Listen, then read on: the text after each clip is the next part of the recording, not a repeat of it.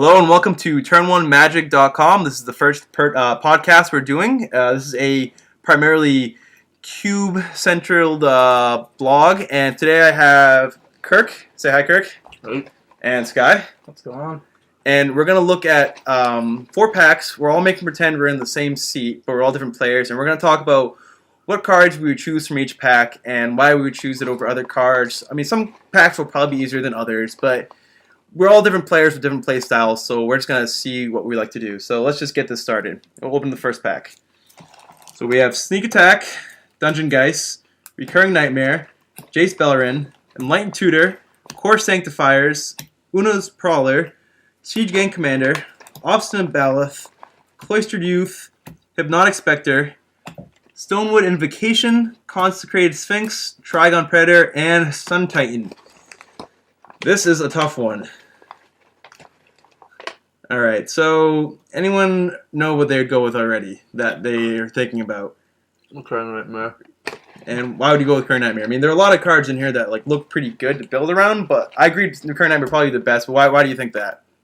It's just great to have as a first pick. You get to start with it off and just focus your whole deck. Just build, pick creature after creature, and just base your deck upon that card. Absolutely. I mean, yeah, the Sphinx is great, the Titan's great, Jace is obviously good, and I mean, we could pull the Sneak Attack, play red, probably wheel the Siege Gang Commander. I mean, red's really underdrafted in this cube, but yeah, Nightmare's got to be the card. Yeah, absolutely. I totally agree with that.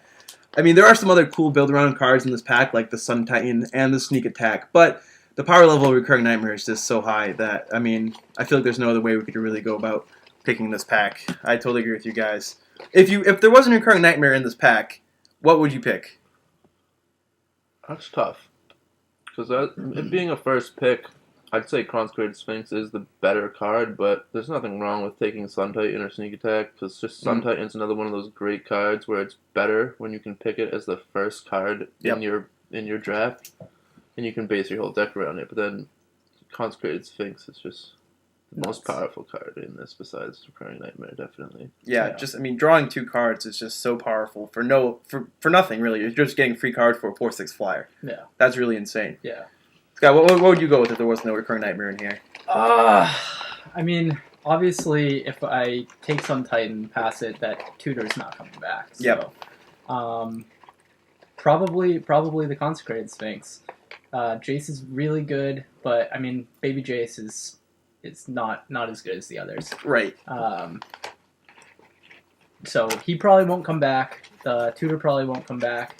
If I try and go white with the Sun Titan, my best options are Core Sanctifiers and Cloistered Youth. Yeah, neither one of those are really exciting to bring back into play from the graveyard. No. So I'd probably have to go with the Consecrated Sphinx. I would I like that. I would either choose Consecrated Sphinx, or I would maybe just go off the deep end and go Sneak Attack, because there are the Eldrazi's in here, there are the big guys to rub into, but I mean, just if I really want to win this draft and there's no Recurring Nightmare, I think you're right, you guys are both absolutely right. Consecrated Sphinx is just so strong, and passing it such a strong signal, especially with the other 2 blue cards in here as well, that you're just never going to be able to go into blue. It's really tough, and yeah, so that's a pretty unanimous pick all around, I feel. 3 Recurring Nightmares. So anything else you guys want to say about this pack before you keep on going? Anything? Okay, great. So Recurring Nightmare is the pick universally. We'll just leave that out here for now. And pack number 2. We have Silent Departure, Spikeshot Elder, Chimeric Mass, Avacyn's Pilgrim, Thornling, Wolf-Bitten Captive, Mox Jet, Ratchet Bomb, Necromancy, Broodmate Dragon, Black Vice, Solemn Simulacrum, Water and Blood, and Skin Shifter. Well, this one's easy. Yeah. It's going to be the Mox. Yeah. You really can't pass the Mox. I mean, it's a sign that someone else passed you. So, it probably took something really, really strong over it, but Mox is just Mox. It's in black already, which is great. It sucks passing a Necromancy because that would go great in a Recurring Nightmare deck, but just being able to power out an early spell with your Mox is so strong that it can't be ignored. Kirk, what do you feel? Is this universal here? Yeah. Okay. You have to be crazy not to take the Mox. Yep, exactly. It's pretty lunacy if you don't do that. But again, let's say there is no Mox in here. What would you guys go with? I'd probably have to go with the Necromancy. I mean, Solemn Simulacrum's good. Necromancy's good. You guys know how I feel about Black Vice. Yep. But, yeah, Necromancy's probably the best card in here. Being able to cast it on any graveyard is just great. Mm. And then, I mean, we got some good green cards in here. But Thornling and Avacyn's Pilgrim are just okay. Fixing for white and green is pretty cool, but it's not that good. Yeah, definitely. Kirk? Yeah, it's definitely between the Solemn and the Necromancy. It's a really tough pick so early, it being the second pick. I might actually lean more toward the Solemn because it's colorless and you're not committing yourself to black immediately, where yes, you have Recurring Nightmare, but Recurring Nightmare is a card where you can just splash it and you can go into 2 other colors. You don't know the next card in your next pack might be a card you have to commit to, like Sun Titan or Consecrated Sphinx. You're committing yourself to white or blue doing that. You could take the Necromancy too, because you're not committing yourself to black still, even though you're taking 2 black cards as your first 2 picks, but it's always nice to just have the colorless in the beginning so you're not committing yourself to a color if something great comes along in the next pack or 2. Certainly, yeah. And also considering if you grab the Solemn Simulacrum, there's a good chance you'll probably wield the Broodmate Dragon, and with Recurring Nightmare, that combo is super strong, and being able to, it's already black, and you'll be able to fix easier to get that Broodmate Dragon in there. And looking at the rest of this pack, there isn't a lot you really want to wield besides the Necromancy. And I don't know how many people really look at Broodmate Dragon as a high pick, so there's a chance that we'll be able to get that back on the wheel. So there is definitely a lot of merit to picking the Solemn Simulacrum. Gun to my head, I'd probably would pick the Solemn, but I think it's okay because we're picking the Mox Jet anyways. So that's another unanimous pick. And again, this is Cube. I mean, these unanimous picks will happen. Sometimes there's just a card that's inherently way better than everything else in the pack, and you're going to pass good cards, but that's okay. So another universal pick all the way around, Mox Jet.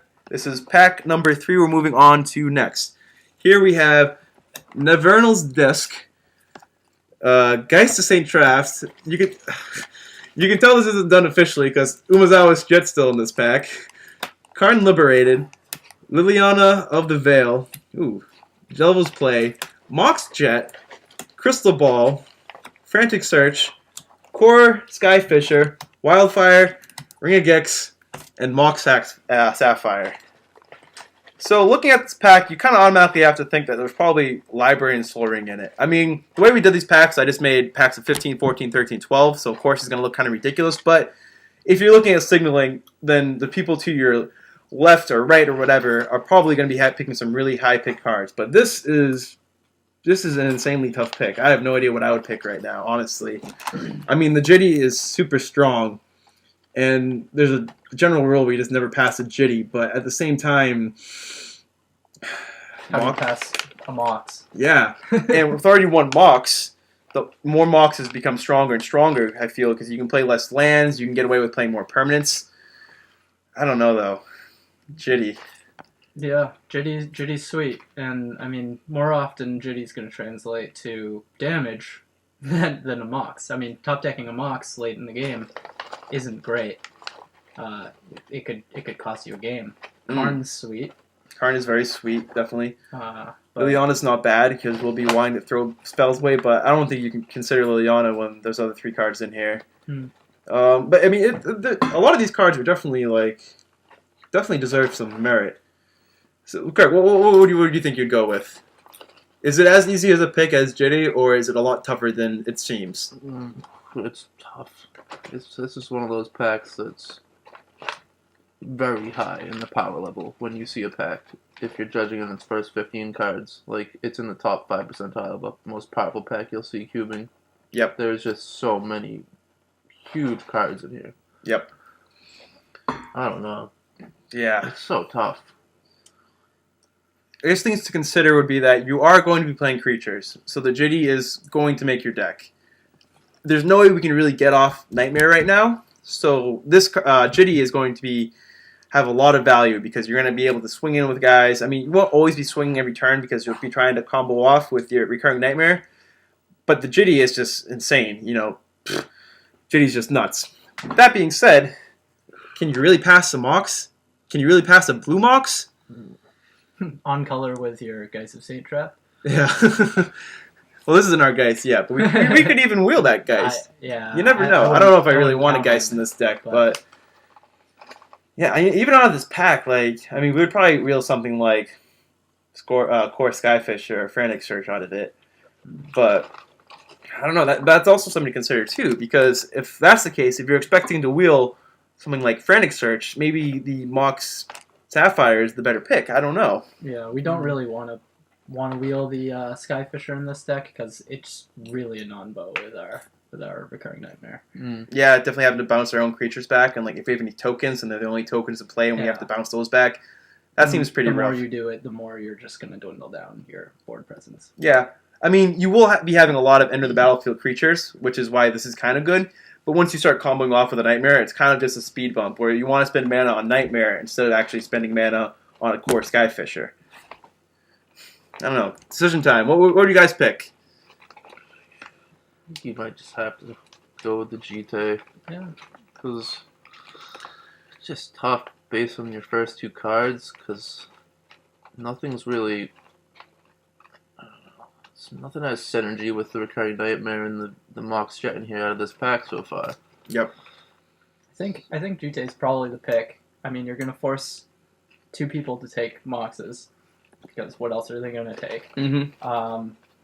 You're probably not going to get the Karn, and you're probably not going to get the Liliana. Yep. Which leaves you either Ring of Gix or Devil's Play, which neither are bad. Yeah, definitely. And the disc could wheel too, along with the Crystal Ball, but those aren't to be counted on. And who knows if you even really want to play the disc in this deck, especially since you already have an artifact and an enchantment.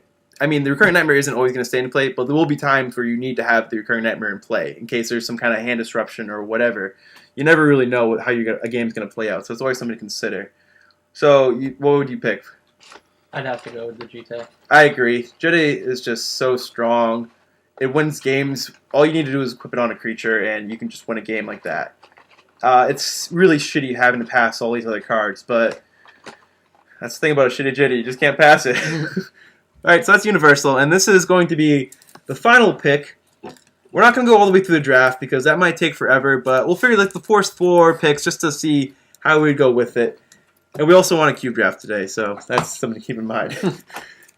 The last pack, Stone Rain, Dimir Signet, Ranger of Eos, Arcane Denial, Animate Dead, Rolling Earthquake, Hack Rats, Primeval Titan, Bloodline Keeper, Simic's Signet, which is really tough to say, Garruk Wildspeaker, and Simic Sky Swallower, also known as the Tongue Twister Guild, apparently.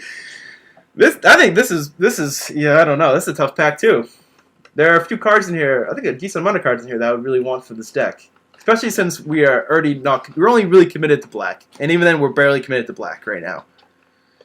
There are a lot of different directions we can go here. Any initial thoughts for what cards that stick out to you guys? I think Pack Rats is good. Primeval Titan's good. Rolling Earthquake's good. Animate Dead's pretty good, and both the Signets are pretty good as well. Yeah. Did you mention Garruk? Oh well, yeah, Garruk. I think Garruk's definitely an option awesome. too. Yeah, we're not committed really to any color at this point, so we could go with a Planeswalker. Titan's not coming back, but I mean a Signet probably is, and probably a Sky Swallower too. Yeah. But yeah, I don't know. This is a tough pack. Kirk, anything that sticks out to you? I'd say the Primeval Titan. For me, the choice is between the Primeval Titan and the Animate Dead, based on the cards we already have.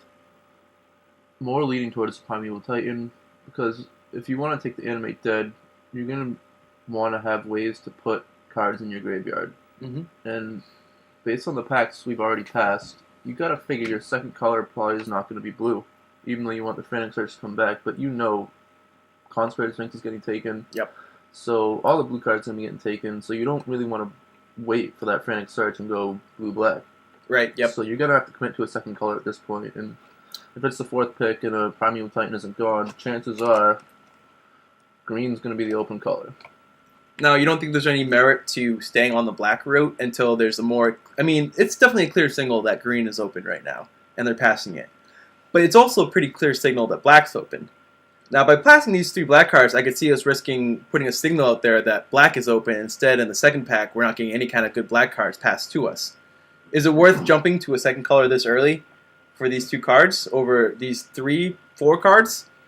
Yeah, well, to me, I don't value the other black cards here besides Animate Dead nearly as high as the Primeval Titan or the Garuk. Mm-hmm. I mean, they're okay, but maybe that's just my personal preference. Oh, no, yeah. But Primeval Titan's just a great ramp card, and another card that if you get it early on, it combos with a lot of other picks you can get, like, Maze of Ith or Sheldock Isle, any one of those great lands, Library of Alexandria, that you'll be able to pull it out of your deck and have another strong advantage over your opponent in the mid-game. It's just... Yeah, and I think Kirk brings out a good point about Primeval Titan, where it sets up a lot of things. So, I mean, that as soon as it's getting cast, it's going to be pulling lands out of your deck and increasing your chances of being able to draw your Recurring Nightmare or your Jitty. So, I mean, not only is it dumping lands onto the board and pulling them out of your deck, but you're going to be untapping those and being able to cast your Recurring Nightmare multiple times in a turn and just going off. Primeval Titan's really good here. Animate Dead's probably good here too, and Garuk's good here. I mean, being able to create tokens with your Garuk and stack them to a Recurring Nightmare isn't bad, but yeah, I don't know. Tough pick. Yeah, definitely a tough pick. I agree with both you guys. The green signal is definitely there, even with like the Simic Sky Swaller and the Signet in there too. The green cards are definitely a higher power than the Pack Rat and the Bloodline Keeper, and they're on par with the Animate Dead. But this is definitely not a bad time to move in another color, without a doubt. I don't know what I would personally go with here. I mean, I'm a complete sucker for Planeswalkers. I love Planeswalkers. I love just having on the board and just getting incremental value out of them. But I also understand all the value that Primeval Titan brings, and it also doubles as a pretty sweet finisher too. So there's a lot going on there. We might be able to wheel... I don't know. It's kind of tough to say, really. Maybe even one of these black cards we might be able to wheel if we take one of the green cards, too. That's not completely out of the question. Because there's 3 decent black cards we'd be happy to play in this deck, I feel. Maybe not so much the Blind Keeper, but it's not the worst either. And for all 3 of these black cards not to wheel would mean there'd be 3 other black players at the table. Which is not necessarily like out of the question, but it's also not completely likely either. So yeah, I think I totally agree with both of you that moving into green would probably be a very good choice right here. But what would you guys pick? 10 seconds left on the clock. The timer's going down. I go with the Primeval Titan, hope to wheel, probably Rolling Earthquake. Nice. Yeah, Primeval Titan and... No. You gotta figure either the Pack Rat or a Signet's coming back, which is fine in my eyes. Yeah. I think I would go with the Garuk Wildspeaker, but I agree that the Primeval Titan is probably the correct pick. But I'm just such a sucker for Planeswalkers. I can't pass them. I'm incapable. So we have the first discrepancy here. You guys would go with Primeval Titan. I would go with Garuk. And I think they're both definitely good picks. Probably the Primeval Titan is the better one overall with what we have so far. But not a bad disagreement. Yeah, exactly. Like you really can't go wrong here. It's like, cake versus ice cream. You're going to have a good time with it no matter what. And any other comments on like how you what you're looking for in the rest of the draft, or maybe some picks you might want to change your mind on after you see what you've gotten now, because this is the end of what we're going to be doing. But any kind of closing thoughts on what we've seen so far? Well, like I was saying before, with hoping to wheel the Rolling Earthquake, there was that, what was it? The other red X spell that went by us. Devil's Play. Yep. I mean, if that came back, that'd be a pretty good signal for me that red should be drafted into this deck. Yeah. And I mean, where we're ramping and everything, I love red X spells. But definitely good points. Kirk, any final thoughts on like what you've seen so far and what you want to get back? or anything like that. Whatever. After these picks, I'm liking all the picks we've made. And at this point, you're just looking, I'd say, for small mana elves to start your ramp up, if you're coming to green at this point. And then you're hoping for a tutor to get your Recurring Nightmare. You really are looking for a Demonic Tutor or a Vampiric Tutor to get your deck going, because that's what you're going to need, is that Recurring Nightmare to start comboing off and becoming just out of control. Now, if you got past a Enlightened Tutor, would you consider going in white at all, or would you just look for fixers and land?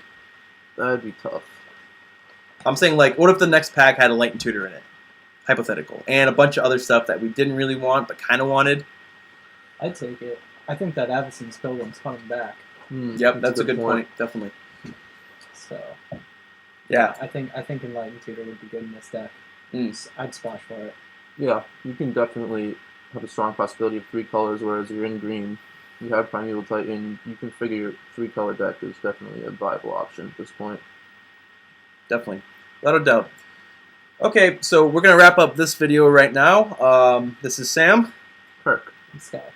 And this is TurnOneMagic drafting cube video thing. We'll fix the end on that later.